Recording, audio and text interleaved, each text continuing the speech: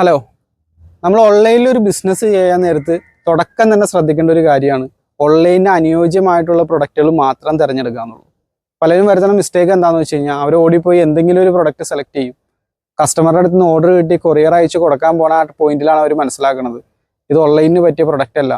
ഇങ്ങനെ ബിസിനസ് ചെയ്ത് കഴിഞ്ഞാൽ അധികകാലം ഓടില്ല, വലിയ നഷ്ടം വരും എന്നൊക്കെ ഉള്ളത് ഈ ഷിപ്പിങ്ങിൻ്റെ ആ പോയിന്റ് എത്താൻ നേരത്താണ് അവർ മനസ്സിലാക്കുന്നത്. തുടക്കം തന്നെ നിങ്ങളത് അറിഞ്ഞിരുന്നു കഴിഞ്ഞാൽ നിങ്ങൾക്ക് ഒരുപാട് അബദ്ധങ്ങൾ ഒഴിവാക്കാനായിട്ട് സാധിക്കും. നമുക്ക് എല്ലാ പ്രൊഡക്റ്റുകളും അങ്ങനെ ഓൺലൈനിൽ സെല്ല് ചെയ്യാൻ പറ്റില്ല. ചില പ്രൊഡക്റ്റുകൾ നല്ല രീതിയിൽ നമുക്ക് സെല്ല് ചെയ്യാനായിട്ട് പറ്റും. എന്നാൽ ഒഴിവാക്കേണ്ട പ്രൊഡക്റ്റുകൾ നിങ്ങൾ തുടക്കം തന്നെ ഒഴിവാക്കി കഴിഞ്ഞ് കഴിഞ്ഞാൽ വലിയൊരു ഫൈനാൻഷ്യൽ ലോസ് നമുക്ക് അവിടെ നിന്ന് മാറ്റാൻ പറ്റും ബിസിനസ്സിൽ നിന്ന്. തുടക്കം തന്നെ നിങ്ങൾ ശ്രദ്ധിക്കേണ്ട ഒന്നാമത്തെ കാര്യമാണ് പെട്ടെന്ന് ഡാമേജ് വരാൻ സാധ്യതയുള്ള പ്രൊഡക്റ്റുകൾ നിങ്ങൾ പരമാവധി ഓൺലൈനിൽ സെല്ല് ചെയ്യാതിരിക്കുക. കാരണം നമ്മളിത് കൊറിയർ അയച്ച് ഒരു കസ്റ്റമർക്ക് അയച്ചു കൊടുക്കാൻ നേരത്ത് പല സ്റ്റേഷനുകൾ മാറി, കൊറിയർ സ്റ്റേഷനുകൾ മാറി ഒരു വണ്ടിയിൽ നിന്ന് വേറൊരു വണ്ടിയിലേക്ക് എടുത്തു വെച്ച് തട്ടിമുട്ടിയൊക്കെ പൊട്ടിപ്പോകാൻ സാധ്യതയുള്ള ചില്ല് വെച്ചിട്ടുള്ള ചെറിയ സെറാമിക്കിൻ്റെ ഒക്കെ എന്തെങ്കിലും ഐറ്റം നല്ല രീതിയിൽ പാക്കേജ് ചെയ്താൽ പോലും ചില സാധനങ്ങൾ പൊട്ടിപ്പോവും. അപ്പോൾ പൊട്ടിപ്പോവാനും ഉടഞ്ഞു പോകാനും ഡാമേജ് ഒക്കെ വരാൻ സാധ്യതയുള്ള പ്രൊഡക്റ്റുകൾ നിങ്ങൾ തുടക്കം തന്നെ ഒഴിവാക്കി കഴിഞ്ഞാൽ വലിയൊരു തലവേദന നിങ്ങൾക്ക് ഒഴിവാക്കാം. കാരണം കസ്റ്റമർക്ക് അവർ ഓർഡർ ചെയ്തത് ആ ഫുൾ ഫോമിൽ തന്നെ അവർക്ക് കിട്ടിയില്ലെങ്കിൽ കസ്റ്റമർ എന്തായാലും റീഫണ്ട് ചോദിക്കും. നിങ്ങൾക്കത് ലോസ് ആയിരിക്കും. കാരണം അത് തിരിച്ചു വന്നാലും നിങ്ങൾക്ക് പിന്നെ അത് വിൽക്കാനായിട്ട് സാധിക്കില്ല. ഈ ഡാമേജ് വരുന്ന പ്രൊഡക്റ്റുകളുടെ ഒരു പ്രശ്നമാണ്. റിട്ടേൺ വന്നാലും നമുക്കത് വേറൊരു കസ്റ്റമർക്ക് കൊടുക്കാൻ പറ്റില്ല, കാരണം അത് ഡാമേജ് ആയിപ്പോയി. അപ്പോൾ ഡാമേജ് വരുന്ന പ്രൊഡക്റ്റുകൾ നിങ്ങൾ തുടക്കം തന്നെ പരമാവധി ഒഴിവാക്കുക. നല്ല രീതിയിൽ പാക്കേജിങ്ങും കാര്യങ്ങളൊക്കെ ചെയ്ത് അയക്കാൻ പറ്റുന്നവർക്ക് ചെയ്യാം. പക്ഷെ തുടക്കത്തിൽ ഞാൻ പറയും, എപ്പോഴും തുടക്കത്തിൽ നിങ്ങൾ സെലക്ട് ചെയ്യാൻ നേരത്ത്, തുടങ്ങാൻ നേരത്ത് ഇത്തരം ഡാമേജ് വരുന്ന പ്രൊഡക്റ്റുകൾ നിങ്ങൾ പരമാവധി ഒഴിവാക്കി കഴിഞ്ഞ് കഴിഞ്ഞാൽ വലിയൊരു ലോസിലേക്ക് നിങ്ങൾ പോകില്ല. പിന്നെ അതുപോലെ തന്നെ അടുത്തതായിട്ട് ശ്രദ്ധിക്കേണ്ട ഒരു കാര്യമാണ് പ്രൊഡക്റ്റിൻ്റെ വലിപ്പം. എന്തുമാത്രം വലിയ വലിപ്പമുള്ള പ്രൊഡക്റ്റാണെന്ന് നിങ്ങൾ നോക്കുക. ജസ്റ്റ് ഓടി കയറി എന്തെങ്കിലും പ്രൊഡക്റ്റ് സെലക്ട് ചെയ്യും പലരും, നല്ല വലിപ്പമുള്ള പ്രൊഡക്റ്റ് ആയിരിക്കും. ഇവിടെ വന്ന പ്രശ്നം എന്താണെന്ന് വെച്ച് കഴിഞ്ഞാൽ ഈ കൊറിയർ കമ്പനികൾ നമുക്ക് കൊറിയർ ചാർജ് ഈടാക്കണത് പ്രൊഡക്റ്റിൻ്റെ വലിപ്പവും തൂക്കവും നോക്കിയിട്ടാണ്. അപ്പോൾ വലിയ വലിപ്പമുള്ള പ്രൊഡക്റ്റുകൾ, നല്ല വിഡ്ത്തും ലെങ്ത്തൊക്കെ ഉള്ള പ്രൊഡക്റ്റുകളുടെ പ്രശ്നം എന്താണെന്ന് വെച്ച് കഴിഞ്ഞാൽ ഒന്നാമത് കൊറിയർ അയക്കാൻ ബുദ്ധിമുട്ടായിരിക്കും. രണ്ടാമത്തെ കേസ് എന്ന് പറഞ്ഞാൽ വലിയ കൊറിയർ ചാർജ് നിങ്ങൾ കൊടുക്കേണ്ടതായിട്ട് വരും, ഡെലിവറി ചാർജ് കൊടുക്കേണ്ടതായിട്ട് വരും. നല്ല കനമുള്ള പ്രൊഡക്റ്റുകളും ഈ കാറ്റഗറി പെട്ടതാണ്. വലിപ്പവും തൂക്കവും നിങ്ങൾ ശ്രദ്ധിക്കുക. നല്ല വലിപ്പവും നല്ല തൂക്കവും വന്ന പ്രൊഡക്റ്റുകൾക്ക് കൊറിയർ കമ്പനി നമ്മളുടെ പ്രൊഡക്റ്റിൻ്റെ പ്രൈസ് നോക്കിയിട്ടല്ല നമുക്ക് ചാർജ് ഇടണത്, അതിൻ്റെ വലിപ്പവും തൂക്കവും നോക്കിയിട്ടാണ്. അപ്പോൾ എന്ന് വെച്ചാൽ നല്ല കനവും നല്ല വലിപ്പമുള്ള പ്രൊഡക്റ്റുകളൊക്കെ നിങ്ങൾ പരമാവധി തുടക്കത്തിൽ ഒഴിവാക്കുക. അല്ലെങ്കിലുള്ള പ്രശ്നം എന്താണെന്ന് വെച്ച് കഴിഞ്ഞാൽ വലിയ ഡെലിവറി ചാർജ് നിങ്ങൾക്ക് വരും. കസ്റ്റമറുടെ അടുത്ത് നിന്ന് നിങ്ങൾ ആ ഡെലിവറി ചാർജ് ചോദിക്കാൻ നേരത്ത് കസ്റ്റമർ ഡെലിവറി ചാർജ് കൂടുതലാണ്, അതുകൊണ്ട് അത് ഓർഡർ ചെയ്യൂല. വലിയ ചാർജ് വരാൻ നേരത്ത് അവർ ഓർഡർ ചെയ്യൂല. അപ്പോൾ തുടക്കത്തിൽ തന്നെ വലിപ്പവും അതുപോലെ തന്നെ തൂക്കവും കുറഞ്ഞ പ്രൊഡക്റ്റുകൾ പരമാവധി സെലക്ട് ചെയ്യാൻ നോക്കുക. എൻ്റെ ഒരു എക്സ്പീരിയൻസിൽ പറയുകയാണെങ്കിൽ ഒരു ഷൂ ബോക്സ് ഉണ്ടല്ലോ, നമ്മുടെ ഒരു ഷൂ വാങ്ങിക്കണ ബോക്സിൻ്റെ അകത്ത് ഫിറ്റ് ആവുന്ന പ്രൊഡക്റ്റുകൾ തിരഞ്ഞെടുത്താൽ വളരെ നന്നായിരിക്കും. മാക്സിമം 1 കിലോയുടെ താഴെയൊക്കെ ആണെങ്കിൽ വളരെ ബെറ്റർ ആയിരിക്കും തുടക്കത്തിൽ തന്നെ. ഓൺലൈനിൽ പ്രൊഡക്റ്റുകൾ വിൽക്കാൻ ആഗ്രഹിക്കുന്ന ഒരാളാണ് നിങ്ങളെങ്കിൽ നിങ്ങൾക്ക് സഹായകരമാവുന്ന ഒരു കോഴ്സ് ഞാൻ തയ്യാറാക്കിയിട്ടുണ്ട്. ഓൺലൈനിൽ എവിടെ തുടങ്ങണം, എന്തൊക്കെ കാര്യങ്ങൾ ശ്രദ്ധിക്കണം, പ്രൊഡക്റ്റ് തിരഞ്ഞെടുക്കുമ്പോൾ ശ്രദ്ധിക്കേണ്ട കാര്യങ്ങൾ, എങ്ങനെ കൊറിയർ അയക്കണം, അങ്ങനെ ഓൺലൈനിൽ സോഷ്യൽ മീഡിയ വഴി പ്രൊഡക്റ്റുകൾ വിൽക്കാൻ നേരത്ത് ശ്രദ്ധിക്കേണ്ട കാര്യങ്ങൾ, തുടക്കം മുതൽ ശ്രദ്ധിക്കേണ്ട കാര്യങ്ങൾ മുതൽ കസ്റ്റമറുടെ അടുത്ത് പ്രൊഡക്റ്റ് കിട്ടണ വരെയുള്ള കാര്യങ്ങൾ വിശദീകരിച്ചുകൊണ്ട് ഒരു കോഴ്സ് ഞാൻ തയ്യാറാക്കിയിട്ടുണ്ട്. അപ്പോൾ നിങ്ങൾക്ക് താല്പര്യമുള്ളവർക്ക് അതിലേക്ക് പങ്കെടുക്കാം. അതിൻ്റെ സ്റ്റെപ്സുകളും കാര്യങ്ങളും എല്ലാം സ്ക്രീനിൽ കൊടുത്തിട്ടുണ്ട്. ഇനി എന്തെങ്കിലും സംശയങ്ങളുള്ളവർക്ക് വാട്സപ്പിൽ ബന്ധപ്പെടാം. പിന്നെ അതുപോലെ തന്നെ വലിയ പ്രൊഡക്റ്റുകളുടെ വേറൊരു പ്രശ്നമാണ് ഈ എല്ലാ പിൻകോഡുകളിലേക്കും ചിലപ്പോൾ ചില കൊറിയർ കമ്പനികൾ നമുക്ക് സർവീസ് തരൂല, കാരണം ഇത്രയും വലിപ്പമുള്ളതുകൊണ്ട്. കാരണം അവരുടെ ഈ പിക്കപ്പ് വാൻ ഈ വലിയ പ്രൊഡക്റ്റുകളെല്ലാം കയറ്റി ഒരു പിൻകോഡിലേക്ക് ചിലപ്പോൾ പോകില്ല. ചിലപ്പോൾ ആ ഒരു പ്രൊഡക്റ്റിന് വേണ്ടിയിട്ടൊന്നും ഈ ഒരു പ്രത്യേക പിൻകോഡിലേക്ക് അവർക്ക് പോകാനായിട്ട് സാധിക്കില്ല. ഈ വലിപ്പമുള്ള പ്രൊഡക്റ്റുകളൊക്കെ പരമാവധി അവർ എന്താ ചെയ്യണമെന്ന് വെച്ചാൽ അങ്ങ് മാറ്റി വെക്കും. കസ്റ്റമറെ അവരെ ഓഫീസിലേക്ക് വരുത്തിയിട്ടൊക്കെയാണ് പലപ്പോഴും എടുപ്പിക്കുന്നത്. അപ്പോൾ അത് കസ്റ്റമർക്ക് ഒരു ബുദ്ധിമുട്ടാവും. അപ്പോൾ കസ്റ്റമർ നിങ്ങളെ വീണ്ടും കോൺടാക്ട് ചെയ്യും. ഹോം ഡെലിവറി നടന്നില്ല, ചിലപ്പോൾ കസ്റ്റമർ ഓഫീസിൽ പോയൊക്കെ ആയിരിക്കും. അപ്പോൾ ഇത്തരത്തിലുള്ള പ്രശ്നങ്ങളൊക്കെയാണ് ഈ വലിയ വലിപ്പവും തൂക്കമുള്ള പ്രൊഡക്റ്റുകളുടെയൊക്കെ ഒരു മെയിനായിട്ടുള്ള പ്രോബ്ലം.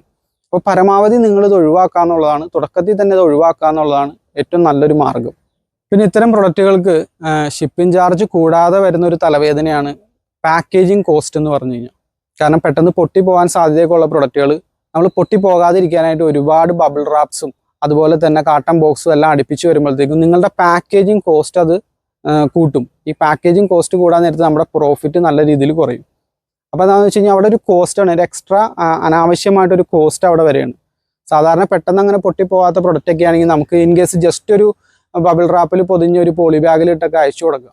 മറ്റേതെന്ന് പറഞ്ഞു കഴിഞ്ഞാൽ നിങ്ങൾ ഒരുപാട് ബബിൾ റാപ്പ് ചുറ്റണം, അതിൻ്റെ മുകളിലായിട്ട് തെർമോക്കോളിൻ്റെ ഡൈ ഉണ്ടാക്കണം, പിന്നെ അത് കാട്ടൺ ബോക്സിൽ വെക്കണം. ഇതെല്ലാം ഓരോ പോയിന്റിലും എക്സ്ട്രാ കോസ്റ്റ് വരെയാണ്. ഇതൊക്കെ ചെയ്താലും ചില സമയത്ത് അത് ഡാമേജ് ആവും. അപ്പോൾ നമ്മൾ ആ അയച്ചതിന് ഒരു ഗുണമല്ലാണ്ടായിട്ട് മാറും. തുടക്കം തന്നെ ഓൺലൈനിൽ സ്റ്റാർട്ട് ചെയ്യുന്ന ആളുകൾ ശ്രദ്ധിക്കേണ്ട ഒരു കാര്യമാണ് ഈ പെട്ടെന്ന് പൊട്ടിപ്പോവാൻ, ഡാമേജ് വരാൻ സാധ്യതയുള്ള പ്രൊഡക്റ്റുകൾ മാറ്റാന്നുള്ളത്. വലിപ്പം കൂടിയ തൂക്കം കൂടിയ പ്രൊഡക്റ്റുകളൊക്കെ തുടക്കം തന്നെ അങ്ങ് ഒഴിവാക്കുകയാണെങ്കിൽ വളരെ നന്നായിരിക്കും. പിന്നെ വലിപ്പവും തൂക്കവും പ്രത്യേകം എടുത്ത് പറയുകയാണെങ്കിൽ അവിടെ തന്നെ വേറൊരു പ്രശ്നം എന്താണെന്ന് വെച്ച് കഴിഞ്ഞാൽ ഈ സ്റ്റോറേജ് സ്പേസ് ധാരാളമായിട്ട് വരും. ഇപ്പോൾ ഒരു പ്രൊഡക്റ്റൊക്കെ നമുക്ക് ഹാൻഡിൽ ചെയ്യാനായിട്ട് പറ്റും. ഇപ്പോൾ ഒരു 5 ഓർഡറോ 10 ഓർഡറോ നിങ്ങൾക്ക് വരാൻ നേരത്ത് ഇത്രയും വലിപ്പം ഉള്ളതാകുമ്പോൾ നിങ്ങൾക്ക് ഹെൽപ്പിന് ഒരാൾ വേണ്ടതായിട്ട് വരും, എക്സ്ട്രാ സ്റ്റോറേജ് സ്പേസ് വേണ്ടതായിട്ട് വരും, നിങ്ങൾക്ക് അതിനനുസരിച്ചുള്ള വാഹനം വേണ്ടതായിട്ട് വരും. അപ്പോൾ ഇതൊക്കെ തുടക്കം തന്നെ നമ്മൾ ചിന്തിച്ചില്ലെങ്കിൽ ഇത്തരത്തിലുള്ള പ്രശ്നങ്ങളെല്ലാം വരും. പിന്നെ പാക്കേജിങ് എടുത്ത് പറയുകയാണെങ്കിൽ വലിപ്പമുള്ള പ്രൊഡക്റ്റുകളാണെങ്കിൽ അത്രയും ഏരിയ കവർ ചെയ്ത് പാക്ക് ചെയ്യണോണ്ട് കൂടുതൽ ബബിൾ റാപ്സും കാര്യങ്ങളും എല്ലാം നിങ്ങൾക്ക് വേണ്ടതായിട്ട് വരും. അപ്പോൾ ഇത്തരത്തിലുള്ള പ്രശ്നങ്ങളാണ് തുടക്കം തന്നെ ഞാൻ ഈ പറഞ്ഞ പോലെയുള്ള രീതിയിൽ നിങ്ങൾ പ്രൊഡക്റ്റുകൾ സെലക്ട് ചെയ്തില്ലെങ്കിൽ നിങ്ങൾക്ക് വരാനിരിക്കുന്ന കാര്യങ്ങൾ. പിന്നെ അതുപോലെ തന്നെ അടുത്തതായിട്ട് നമ്മൾ ശ്രദ്ധിക്കേണ്ടതാണ് ഈ ലിക്വിഡ് അടങ്ങിയ ലീക്കേജ് വരാൻ സാധ്യതയുള്ള പ്രൊഡക്റ്റുകൾ നിങ്ങൾ പരമാവധി ഒഴിവാക്കുക എന്നുള്ളതാണ്. ഇതിൻ്റെ ഒരു പ്രശ്നം എന്താണെന്ന് വെച്ച് കഴിഞ്ഞാൽ എൻ്റെ ഒരു അനുഭവം പറയുകയാണെങ്കിൽ ഞാൻ ഓർഗാനിക്കായിട്ട് ഈച്ചയെ കൊല്ലണ ഒരു പ്രൊഡക്റ്റ് ഇറക്കിയായിരുന്നു. ചെറിയൊരു സ്പ്രേ ആണ്. അത് വെറുതെ ഒരു സ്ഥലത്ത് ഇങ്ങനെ വെക്കുകയാണെങ്കിൽ പ്രശ്നമല്ല, നമുക്ക് ലോക്കലൊക്കെ അത് സെല്ല് ചെയ്യാം. പക്ഷേ അത് കൊറിയർ അയച്ചു കൊടുക്കാൻ നേരത്തെ ഇതിങ്ങനെ കുലുങ്ങി ഫെർമെൻറ്റേഷനും കൂടെ സംഭവിക്കുന്നതാണ്. അപ്പോൾ അതിൽ പ്രത്യേക ഒരു ഗ്യാസ് രൂപപ്പെട്ട് അത് എത്ര നമ്മളങ്ങ് സീൽ ചെയ്താലും ലീക്കേജ് വന്ന ഒരു അവസ്ഥയിലേക്ക് വരും. അപ്പോൾ കസ്റ്റമർ ഓർഡർ ചെയ്യാൻ നേരത്തെ അവരുടെ കയ്യിൽ അത് ലീക്കേജോട് കൂടിയാണ് വന്നെങ്കിൽ കസ്റ്റമർ അത് അക്സെപ്റ്റ് ചെയ്യൂല. അതിൻ്റെ ML ഷോർട്ടേജ് വരുമല്ലോ. അപ്പോൾ കസ്റ്റമർക്ക് അത് അക്സെപ്റ്റ് ചെയ്യാൻ പറ്റില്ല. അപ്പോൾ നമ്മൾ റീഫണ്ട് കൊടുക്കേണ്ടതായിട്ട് വരും. എത്ര തന്നെ നമ്മൾ അങ്ങോട്ട് ടൈറ്റ് ചെയ്താലും ചില പ്രൊഡക്റ്റുകൾ എന്തായാലും ലീക്ക് വരും. അപ്പോൾ പെട്ടെന്ന് ഇതേപോലെ ഫെർമെൻറ്റേഷനൊക്കെ സംഭവിച്ച് ലീക്കേജ് ഒക്കെ വരാൻ സാധ്യതയുള്ള പ്രൊഡക്റ്റുകൾ തുടക്കം തന്നെ നിങ്ങൾ അങ്ങോട്ട് ഒഴിവാക്കി കഴിഞ്ഞാൽ നമുക്ക് അത്രയും തലവേദന കുറഞ്ഞു കിട്ടും ഓൺലൈനിൽ പ്രൊഡക്റ്റുകൾ സെല്ല് ചെയ്യാൻ നേരത്ത്. പിന്നെ അതുപോലെ തന്നെ ഈ ലീക്കേജ് വന്ന പ്രൊഡക്റ്റുകളുടെ വേറൊരു പ്രശ്നമാണ് ചില കൊറിയർ കമ്പനികൾ ഈ പ്രൊഡക്റ്റുകൾ അക്സെപ്റ്റ് ചെയ്യൂല. കാരണം എന്താണെന്ന് വെച്ച് കഴിഞ്ഞാൽ അവരുടെ മറ്റ് പാക്കേജുകൾ കൂടി ഈ ലീക്കേജ് വന്ന് അതിൻ്റെ അഡ്രസ്സും കാര്യങ്ങളൊക്കെ മാഞ്ഞു പോകാനും അതിലേക്ക് സ്പ്രെഡ് ആവുകയും അങ്ങനെ എല്ലാ പാക്കേജുകളും അത് നശിപ്പിക്കും ഈ ലീക്കേജ് ഉള്ള പ്രൊഡക്റ്റുകൾ എടുത്തു കഴിഞ്ഞാൽ. അപ്പോൾ ചില കൊറിയർ കമ്പനികൾ നല്ല രീതിയിലൊക്കെ നമ്മൾ പാക്കേജ് ചെയ്ത് കൊടുത്താൽ മാത്രമാണ് അവർ എടുക്കുള്ളൂ. എഗെയിൻ നേരത്തെ പറഞ്ഞ പോലെ തന്നെ അപ്പോഴും പാക്കേജിങ് കോസ്റ്റ് നമുക്ക് കൂടെയാണ്. തുടക്കം തന്നെ ഇതൊക്കെ അങ്ങ് ഒഴിവാക്കുക എന്നുള്ളതാണ് ഏറ്റവും ബുദ്ധിപരമായിട്ടുള്ള കാര്യം. നമ്മൾ അതിലേക്ക് എടുത്ത് ചാടി അത് സോൾവ് ചെയ്യണേലും നല്ലത് തുടക്കം തന്നെ നമ്മൾ ഇതൊക്കെ അങ്ങ് ഒഴിവാക്കി കഴിഞ്ഞാൽ വലിയ തലവേദന ഇല്ലാതെ തന്നെ ഓൺലൈനിൽ പ്രൊഡക്റ്റുകൾ നമുക്ക് സെല്ല് ചെയ്യാനായിട്ട് പറ്റും. ഇനി അതുപോലെ തന്നെ ഈ ഫുഡ് ഐറ്റം എല്ലാം സെല്ല് ചെയ്യുന്ന ആളുകൾ വരുത്തുന്ന ഒരു മിസ്റ്റേക്കാണ് വളരെ ഷെൽഫ് ലൈഫ് കുറഞ്ഞ പ്രൊഡക്റ്റുകൾ കൊറിയർ അയച്ചു കൊടുക്കും. അപ്പോൾ കസ്റ്റമറുടെ അടുത്ത് അത് കിട്ടാൻ നേരത്ത് അതിൻ്റെ ഫ്രഷ്നെസ്സും കാര്യങ്ങളൊക്കെ നഷ്ടപ്പെട്ടിട്ടുണ്ടാവും. ഒരു കേരളത്തിൻ്റെ അകത്താണെങ്കിൽ തന്നെ ഒരു 3 ദിവസം 2 ദിവസമൊക്കെ എടുത്തിട്ടാണ് പല പ്രൊഡക്റ്റുകളും എത്തുന്നത്. അപ്പോൾ വളരെ ഷെൽഫ് ലൈഫ് കുറഞ്ഞ പെട്ടെന്ന് തന്നെ ഫ്രഷ്നെസ് പോണ പ്രൊഡക്റ്റുകളൊന്നും നിങ്ങൾ പരമാവധി ഓൺലൈനിൽ ചെയ്യാണ്ടിരിക്കുക. അറ്റ്ലീസ്റ്റ് ഒരു 2 ആഴ്ചയെങ്കിലും നമുക്ക് ഷെൽഫ് ലൈഫ് വേണം. കാരണം എന്താണെന്ന് വെച്ച് കഴിഞ്ഞാൽ ഇൻ കേസ് കസ്റ്റമറുടെ അടുത്ത് പോയി സാധനം തിരിച്ച് നമ്മുടെ അടുത്ത് വന്നാൽ പോലും വേറെ ഒരാൾക്ക് വിൽക്കാൻ പറ്റണം. എന്നാൽ മാത്രമാണ് നമുക്ക് ആ ഒരു പ്രൊഡക്റ്റ് സക്സസ്ഫുൾ ആയിട്ട് ഓൺലൈനിൽ ചെയ്യാൻ പറ്റുള്ളൂ. അപ്പോൾ പെട്ടെന്ന് തന്നെ ഷെൽഫ് ലൈഫ് പോണ പ്രൊഡക്റ്റുകൾ നിങ്ങൾ പരമാവധി ഓൺലൈനിൽ ഒഴിവാക്കുക. അപ്പോൾ ചുരുക്കി പറഞ്ഞു കഴിഞ്ഞാൽ ഇന്നത്തെ വീഡിയോയുടെ ഒരു സാരം എന്താണെന്ന് വെച്ച് കഴിഞ്ഞാൽ ഓൺലൈനിൽ നിങ്ങൾ പ്രൊഡക്റ്റ് വിൽക്കാൻ തിരഞ്ഞെടുക്കാൻ നേരത്ത് പെട്ടെന്ന് പൊട്ടിപ്പോകാൻ സാധ്യതയുള്ള, ഡാമേജ് വരാൻ സാധ്യതയുള്ള, അതുപോലെ ലീക്കേജ് വരാൻ സാധ്യതയുള്ള പ്രൊഡക്റ്റുകൾ, പിന്നെ അതുപോലെ ഡയറക്റ്റ് ഡേഞ്ചറസ് ആയിട്ടുള്ള പ്രൊഡക്റ്റുകളെല്ലാം നിങ്ങൾ ഒഴിവാക്കുക. എൻ്റെ മെയിൻ പറയാനുള്ള കാരണം എന്താണെന്ന് വെച്ച് കഴിഞ്ഞാൽ കൊറിയർ കമ്പനികൾ തന്നെയാണ്. കൊറിയർ കമ്പനികൾ എല്ലാ പാക്കേജുകളെയും അവർ ഒരേപോലെയാണ് ട്രീറ്റ് ചെയ്യണത്. കാര്യം നിങ്ങൾ ചിലപ്പോൾ നിങ്ങളുടെ പാക്കറ്റിൻ്റെ മേളിലൊക്കെ ഒട്ടിച്ചിട്ടുണ്ടാവും, ഹാൻഡിൽ വിത്ത് കെയർ എന്നൊക്കെ ഒട്ടിച്ചിട്ടുണ്ടാവും. പക്ഷെ അതൊന്നും അധിക കൊറിയർ കമ്പനികളും ശ്രദ്ധിക്കില്ല. അവരൊരു വണ്ടിയിൽ നിന്ന് വേറൊരു വണ്ടിയിലേക്ക് എടുത്തിടും, ഒരു സ്റ്റേഷനിൽ നിന്ന് വേറൊരു സ്റ്റേഷനിലേക്ക് എടുത്തിടും. അപ്പോൾ വലിയ വെയിറ്റുള്ള പ്രൊഡക്റ്റുകളുടെയൊക്കെ അടിയിൽ പെട്ടുപോകും നിങ്ങളുടെ പ്രൊഡക്റ്റ്. അപ്പോൾ അങ്ങനെയൊക്കെ ഡാമേജ് വരാനുള്ള സാധ്യതയുണ്ട്. അപ്പോൾ ഇത്തരം പ്രൊഡക്റ്റുകളൊക്കെ തുടക്കം തന്നെ നിങ്ങൾ കഴിവതും ഒഴിവാക്കി കഴിഞ്ഞ് കഴിഞ്ഞാൽ നമുക്ക് ഒരുപാട് തലവേദന കുറയ്ക്കാനായിട്ട് സാധിക്കും. ഇപ്പം ഞാൻ ഇത്രയും പറഞ്ഞതെന്ന് ചിലപ്പോൾ പലർക്കും ചിലപ്പോൾ സംശയം ഉണ്ടായേക്കാം, ഇതൊക്കെ ചെയ്യുന്നുണ്ടല്ലോ ഓൺലൈനിൽ പലരും ചെയ്യുന്നുണ്ടല്ലോ. ഇപ്പോൾ ധാരാളം വലിയ ഇ-കൊമേഴ്സ് കമ്പനികൾ ആമസോൺ, ഫ്ലിപ്കാർട്ട് പോലുള്ള അവരൊക്കെ അത് ചെയ്യുന്നുണ്ടല്ലോ എന്ന് പലരും ചോദിക്കാം.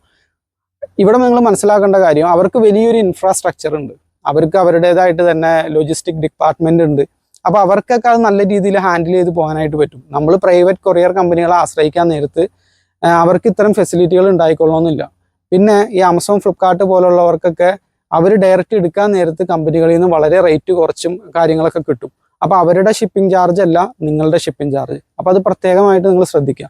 ഈ വൻകിട കമ്പനികൾ ചെയ്യണുണ്ടല്ലോ എന്ന് കരുതി നമ്മൾ അത്തരം പ്രൊഡക്റ്റുകളൊക്കെ സെലക്ട് ചെയ്ത് കഴിഞ്ഞാൽ അധിക സമയം നമുക്ക് നഷ്ടം വരും. അപ്പോൾ പരമാവധി ഇത്തരം പ്രൊഡക്റ്റുകൾ നിങ്ങൾ ഓൺലൈനിൽ സെല് ചെയ്യാൻ നേരത്ത് ഒഴിവാക്കുക. ഇതുപോലുള്ള ബിസിനസ് വിശേഷങ്ങളുമായിട്ട് നമുക്ക് വീണ്ടും കാണാം. Thank you for watching.